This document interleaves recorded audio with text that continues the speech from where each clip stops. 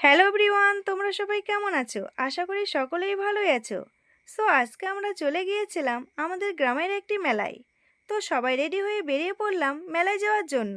মেলাটা আমাদের বাড়ির কাছেই ছিল, তাই আমরা হেঁটে হেঁটেই গিয়েছিলাম। মেলায় পৌঁছে যাওয়ার পর দেখি মেলায় প্রচণ্ড ভিড় ছিল।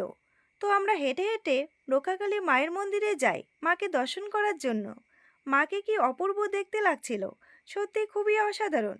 মাকে দর্শন করার পর আমরা কিছুক্ষণ মেলার নাচ গান দেখি। এই মেলায় বিভিন্ন ধরনের মুখোশ পরে অনেকে নাচ গান দেখায়, সেগুলোই আমরা দেখছিলাম।